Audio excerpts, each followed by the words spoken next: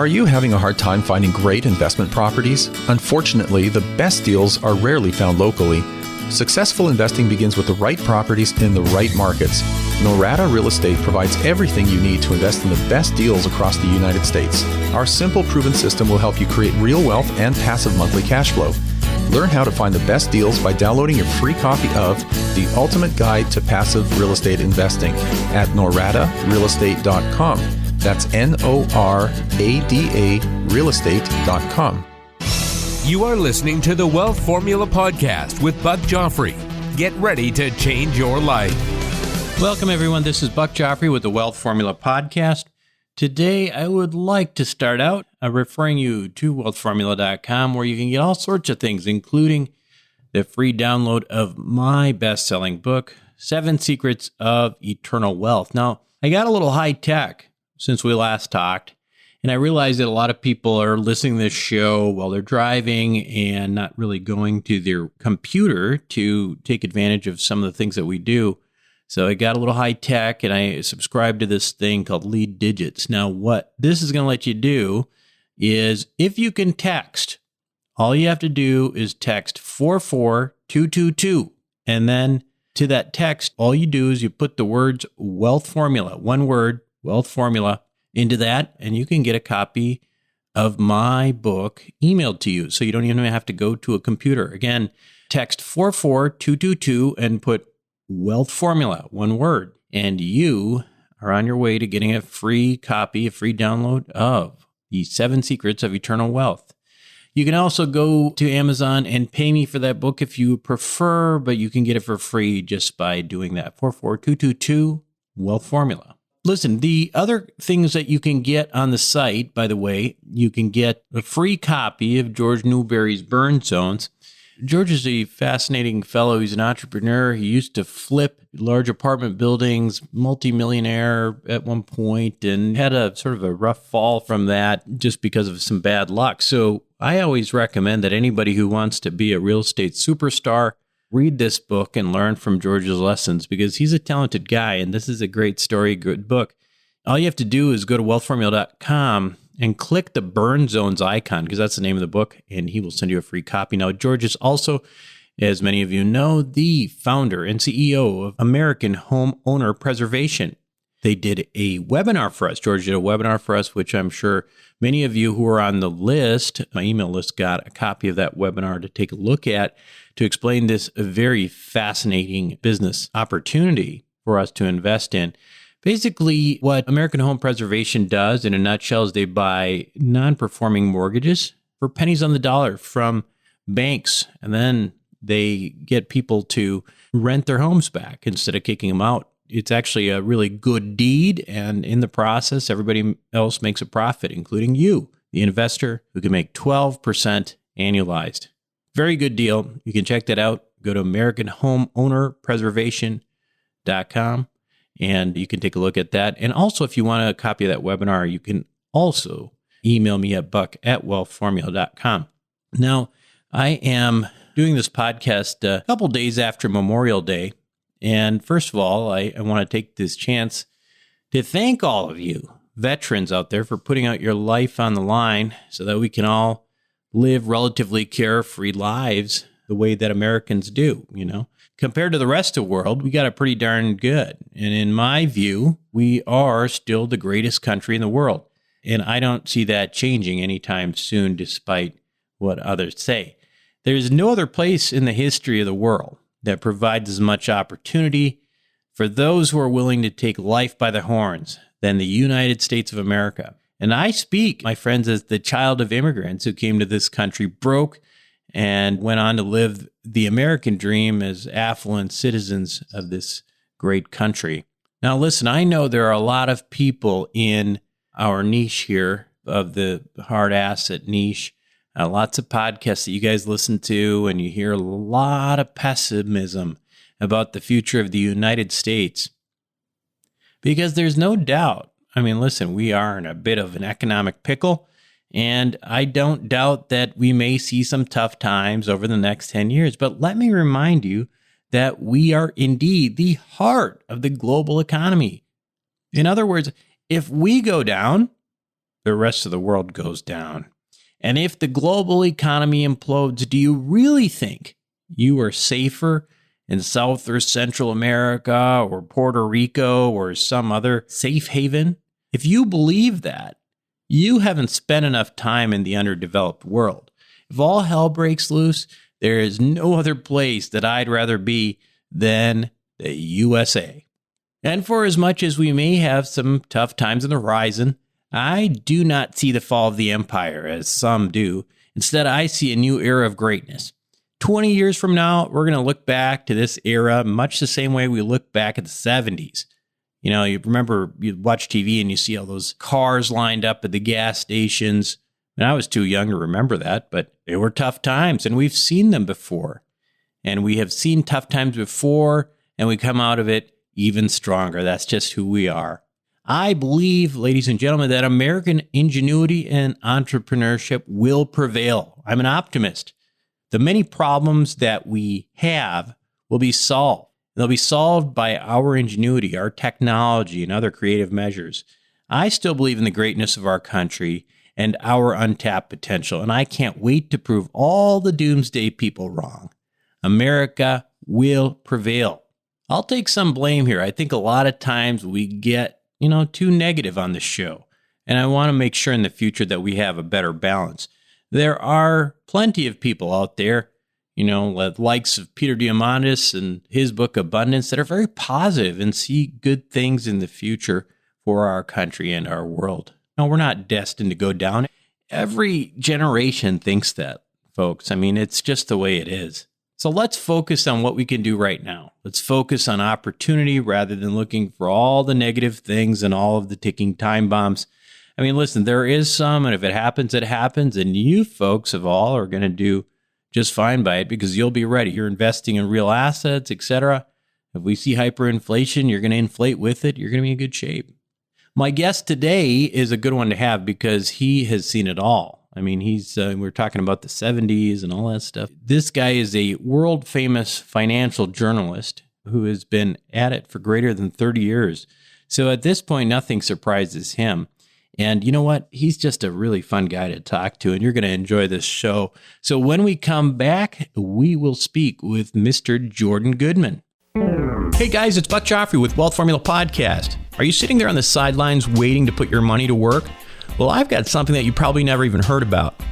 How about cashing in with cash machines? ATMs. Yep, you can actually make money every time someone makes a transaction by owning a machine yourself. Now, this has actually been an incredibly profitable asset class utilized by the ultra-rich for decades. And now it's available to you through my friend Dave Zook, founder of the Real Asset Investor. How does just under 25% cash-on-cash return sound to you? And what if that money was mostly tax-free because of depreciation? Sounds too good to be true, right? Well, it isn't. Dave's ATM team has a tremendous track record that has consistently outperformed even these impressive pro formas. So if you've got lazy money sitting around, check it out. Contact Dave and his team at therealassetinvestor.com. Again, that is therealassetinvestor.com, or email him at info@therealassetinvestor.com for more details. Listen, opportunities like these don't come around every day, so get in touch now and cash in with cash machines. Welcome back to the show, everyone. Today, my guest is Jordan E. Goodman, America's money answers man and nationally recognized expert on personal finance. He is a regular guest on numerous radio and television call-in shows across the country, answering questions on personal financial topics. He frequently appears on The View, Fox News Network, Fox Business Network, CNN, CNBC, and CBS Evening News. For 18 years, Jordan was on the editorial staff of Money Magazine, where he served as the Wall Street correspondent. And while at Money, he reported and wrote on virtually every aspect of personal finance. In addition, he served as weekly financial analyst on CNBC News at Sunrise for 9 years and the daily business news commentator for Mutual Broadcasting Systems America in the Morning show for 8 years. He's the author of 13 best-selling books on personal finance, including Master Your Debt, Fast Profits in Hard Times, Everyone's Money Book, Master Your Money Type, Barron's Dictionary of Finance and Investment Terms, and Barron's Finance and Investment Handbook. Well, Jordan, that's quite a career. Welcome to the show.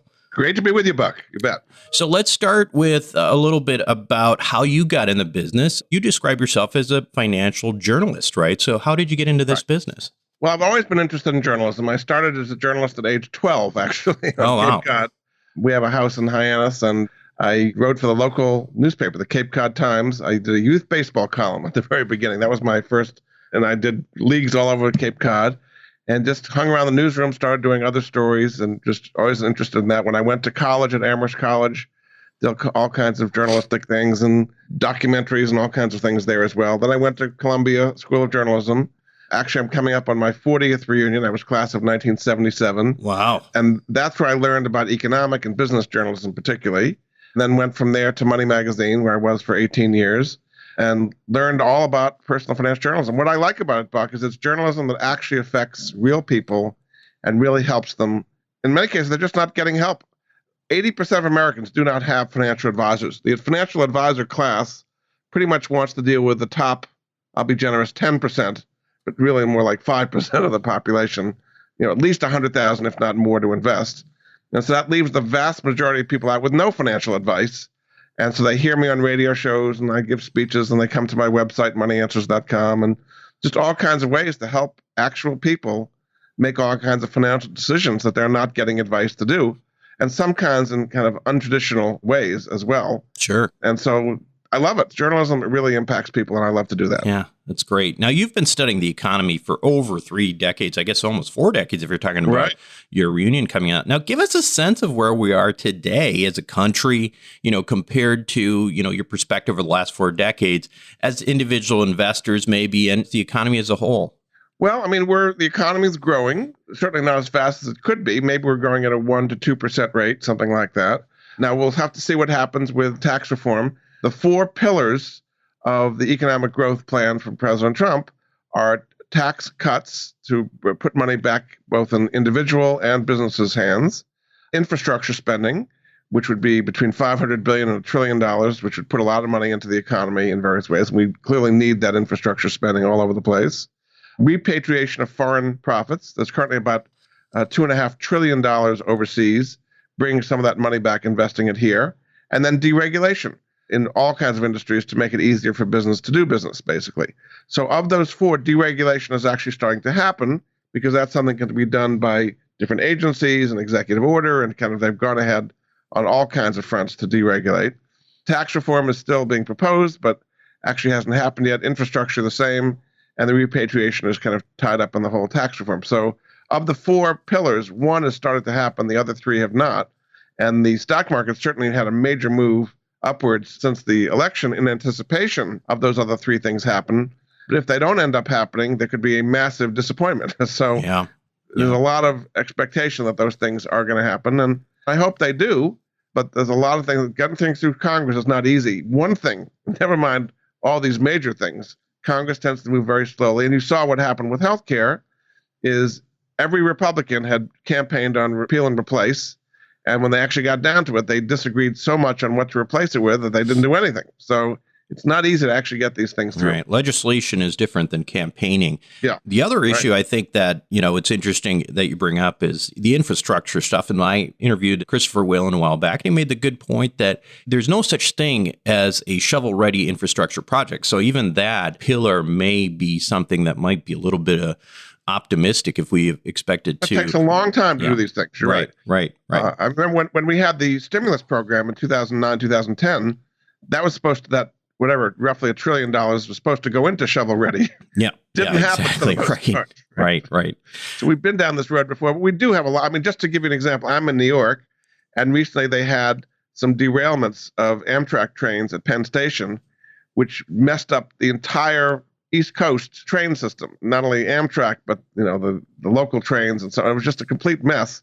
And it's just because some railroad ties had fallen apart just out of wear. I mean, that's an example of something in the real world that wouldn't be that hard to fix, that would make a big difference. I mean, they're also talking about putting new tunnels in. And I mean, these are long-term kind of projects, but they've been stalled. We've not been doing infrastructure spending for a long time. And that really would help the economy, both in the long run, making us more efficient, and the short term, creating a lot of jobs. In fact, I think the problem would be, Buck, we don't have the workers to do the infrastructure. Yeah. I mean, you go to housing today, any builder is going to tell you they have a real hard time getting labor for people who are willing to do framing and roofing and all those kind of things.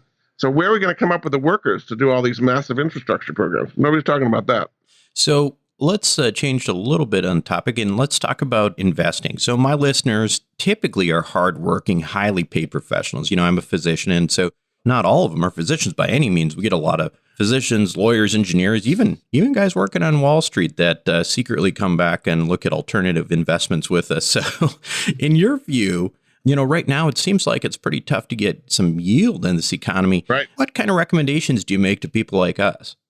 You have to do alternatives because the traditional bank CDs, money market funds, savings accounts are pretty much at zero and going to stay that way for a long time. The Fed Reserve may raise short-term rates, but the banks are not raising what they're paying on deposits. So that's not a way to earn anything. Bonds, long-term treasuries are a little bit more than 2%. That's a 10-year treasury, okay? Right. So that's not going to do very well. And even corporates, maybe 3 or 4%, but with definitely some potential volatility. I mean, if interest rates were to rise, and the argument would be everything we just talked about, tax reform, stimulating the economy, would make more demand for money, would make interest rates rise, you would lose a lot of principal on those treasury and corporate bonds. You'd lose a lot more in principal than you're going to earn in interest. If you're earning 2% or so, you could lose 10 or 20% very quickly if interest rates rise. So that's not a particularly great alternative for income as well.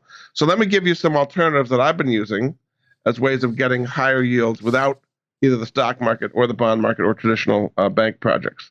The first one I like are what are called commercial real estate income funds.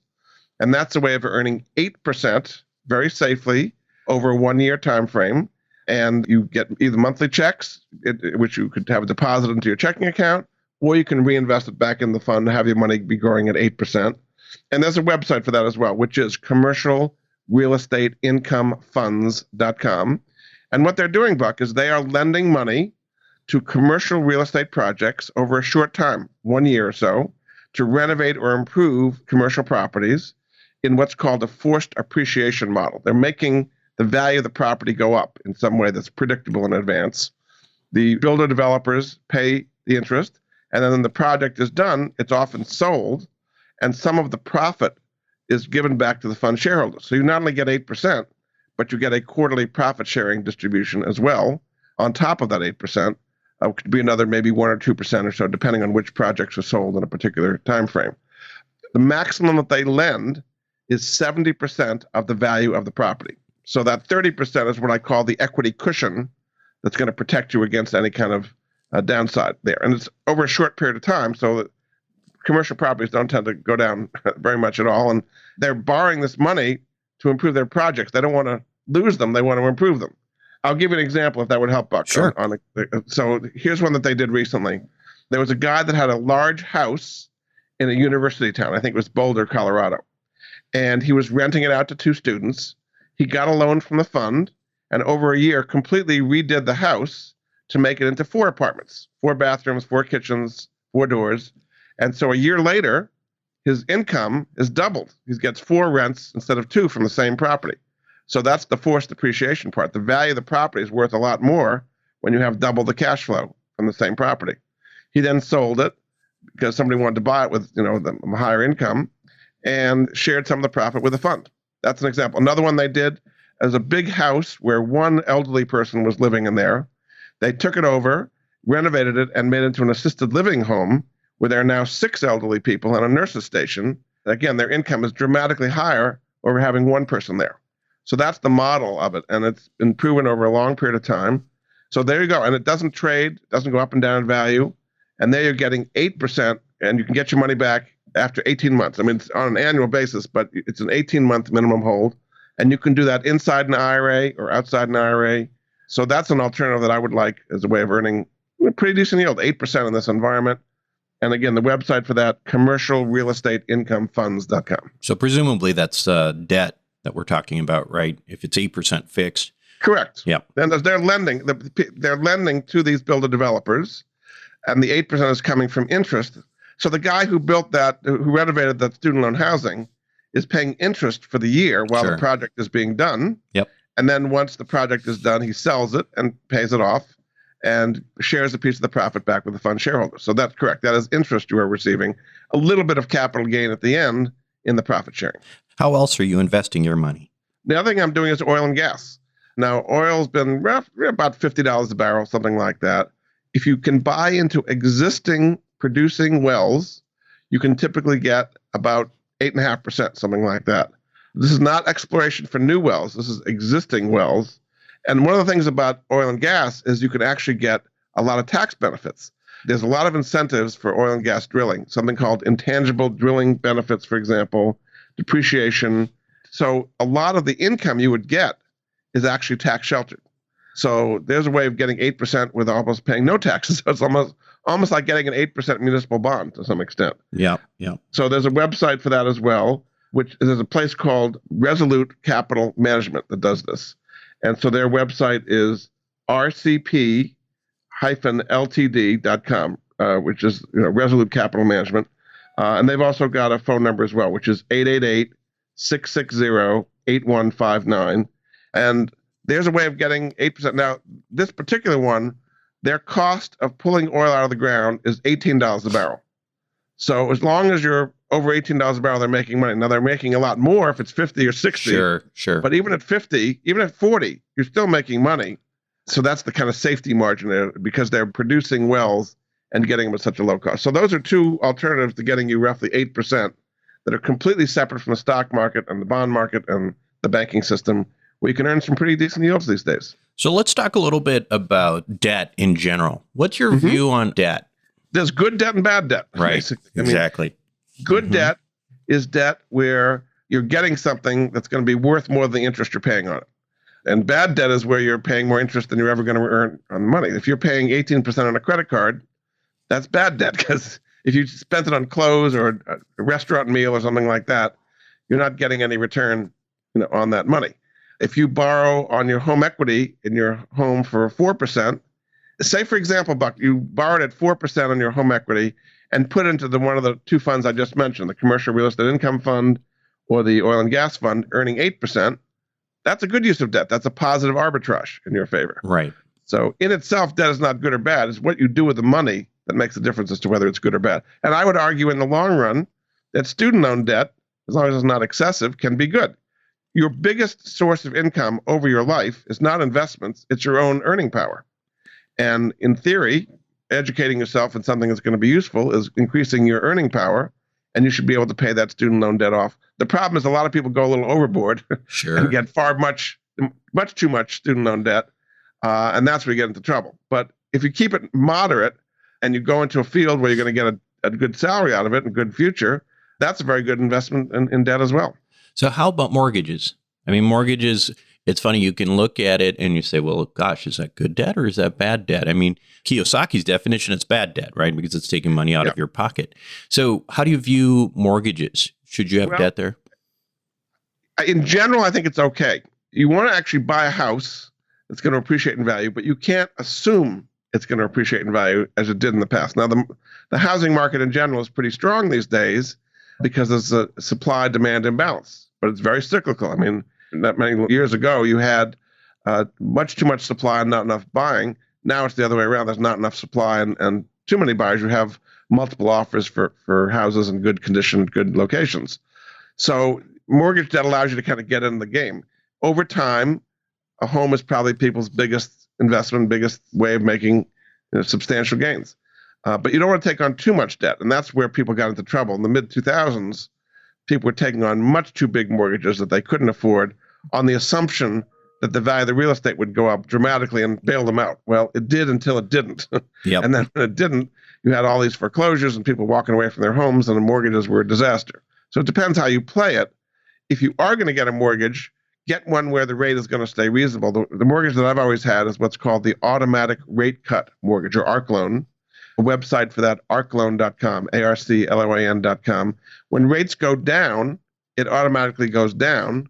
When rates go up, it does not go up. It's a one-way street in your favor. Wow, that's interesting. So it adjusts and then sort of locks, huh? Correct. I got my ARC loan originally in 2001, 30-year mortgage, maturing in 2031. At the time, I got it at 10%. That was the rate in 2001. It's now come down to 3%, and it'll never go up. Every time rates go up, it doesn't affect it. But my maturity is still 2031, right? So every time it adjusts down, you don't start a new mortgage all over again and have a kind of a new 30-year clock starting. Yeah. So you're getting the advantage of a lower rate without changing your maturity. So it's a unique kind of a thing, and that's a mortgage that I would think a lot of people could use because rates are still quite low today, roughly 4% or so. I don't think they're going to go up that much more, but if they do, it's not going to affect you. But every time rates went down, people said, no way it could go lower than that, and it did. Yeah. So if that happens, you benefit from that as well. You talk a bit about, and you've written about, mortgage equity optimization. And this is a strategy which, essentially allows you to pay off, say, a 30-year mortgage in just, 5 to 7 years without Correct. spending any more money. I've tried to read a little bit about it. I don't get it, Jordan. Can you explain it? Okay. I think I sent your copy of my book. I know. My book called Master Your Debt has chapter 6 is called Mortgage Free in 5 to 7 years. And yes, this is something that's not traditional. Most mortgage people or bankers will have no idea what you're talking about when you ask about mortgage equity optimization. All right, I'm going to do a simple example. Once you get it, you kind of get it, but it's a new idea for most people. So a traditional mortgage situation is you have a 30-year mortgage where you make the same payment for 30 years. And the way it's loaded is all the interest is up front. First 10 to 15 years, you're making the same payment, but 90% of it or so is interest, right? Right. And then most people stay in their homes for 7 years on average. Then you go to a new home and you start a new 30-year clock all over again with all that interest up front, right? Sure. And meanwhile, you're keeping your income from your paycheck and dividends in a checking account earning zero. That's the current system that works really well for the banks. You give them your money for free, and you pay them interest forever on a 30-year loan. Yep. Okay? Nice. It's working very, very well for the banks. Sure. Okay.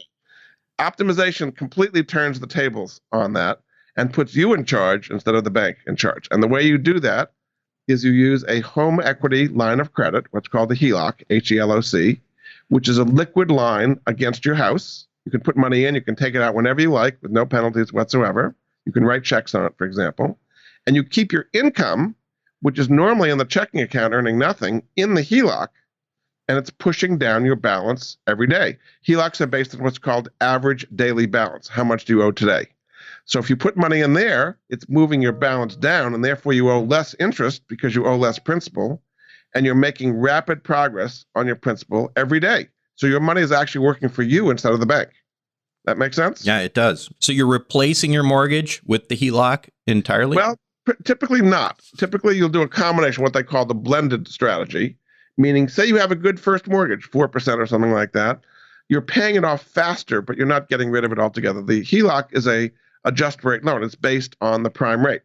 So if interest rates go up, you'll pay a little bit more, but the important thing is you're paying off the principal much faster. So let me just go through an oversimplified example of how this would work, Buck. And by the way, there's a website. People can find out more about this in much more detail, which is truthinequity.com. Truthinequity.com. They kind of model the whole thing for you. So I'm going to give you a super simplified example. Say you have a house worth $300,000 and you have a $200,000 first mortgage on it. You go out and get a home equity line of credit for $50,000. You got plenty of equity, okay? So you just open the HELOC line. It's free and clear. You write a $50,000 check on the HELOC towards the first. So now instead of owing $200, you owe $150. You're with me? Yep. Okay. You now use this technique to pay off that $50,000 HELOC over 6 months, 9 months, however long it takes. Your money's in there. You're paying it down. You're making progress on it continually. And after, say, 9 months, the $50,000 is now paid off. Do it again. You write another $50,000 check on the HELOC towards the first. So instead of being $150, you now owe $100. You pay it off over 9 months. Do it 2 more times. Your first is now paid off after whatever 2 or 3 years.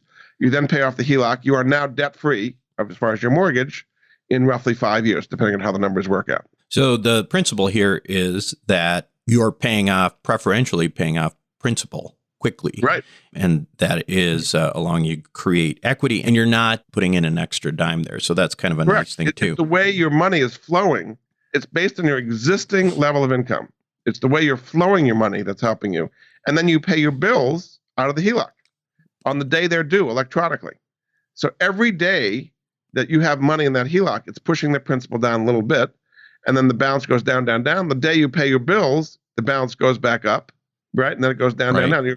maybe you just pay your bills, once a month by having it all on one credit card, something like that. So your money is working for you instead of the bank. And that's the revolutionary part about this. Well, another additional benefit might be the fact that if you're keeping your savings in that HELOC, it's technically debt and protected from lawsuits, right? I mean, there's a little bit of an asset protection strategy. And it's deductible as well. Oh, right? that's good. Earn something on savings, it's pennies, it's taxable. But the interest you're going to pay on the HELOC, which must be 4% or something like that today, is going to be deductible interest. So the after-tax cost may be 2 or 3%, actually.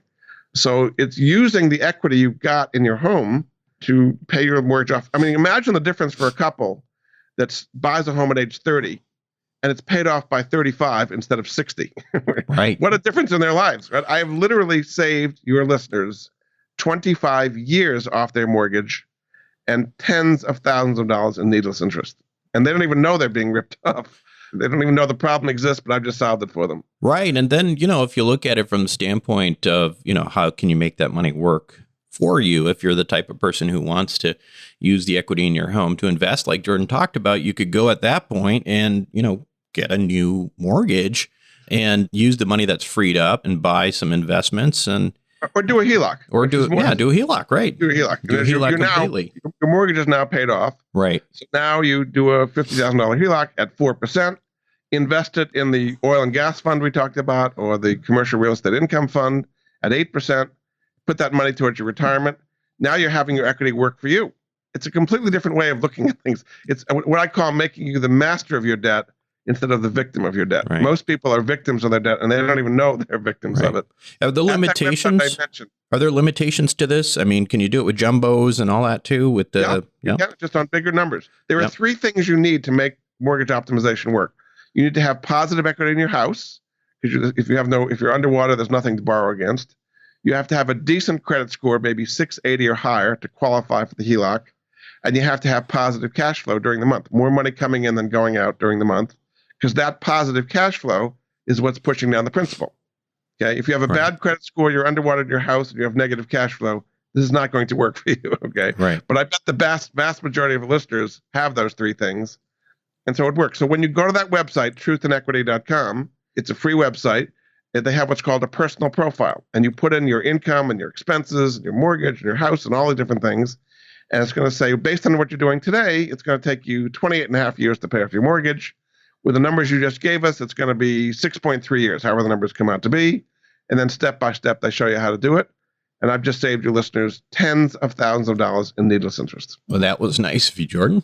Glad to help. Listen, this has been fantastic. I really, really enjoyed this.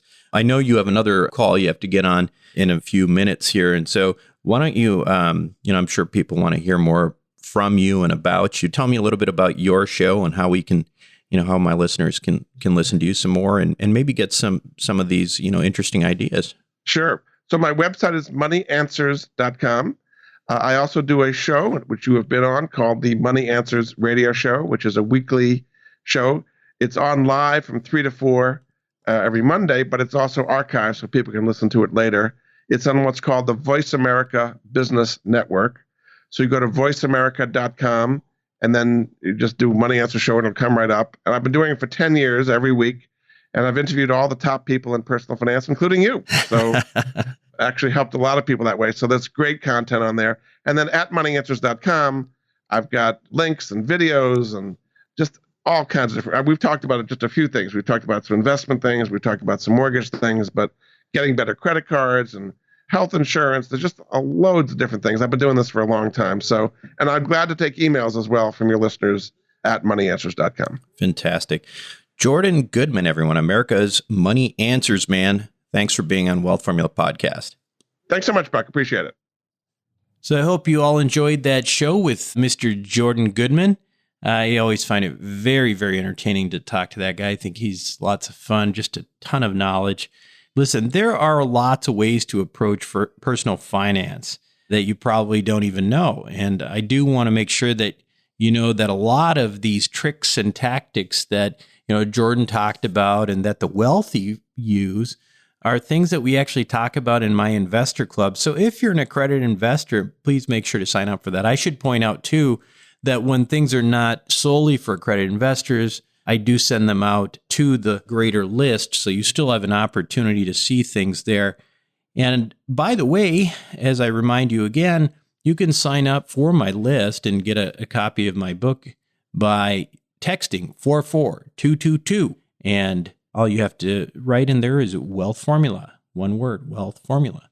And you'll get on all the lists and you'll get all the ideas that are available to us all if you're in our community. So make sure you do that. And I also want to remind you to make sure you go to iTunes, subscribe to the show, write a review, and for heaven's sake, share the show with your friends. You don't want your friends to die broke, right? So if you like them, send them a link to the show. Tell them you got to listen to this. Let's keep growing our community, folks. That said, this is Buck Joffrey with the Wealth Formula Podcast. I will talk to you next week. Thank you for listening to the Wealth Formula Podcast. Visit us on the web at wealthformula.com. The information contained in this podcast are opinions, not fact. As always, consult your own financial team before making any investment. See you next time.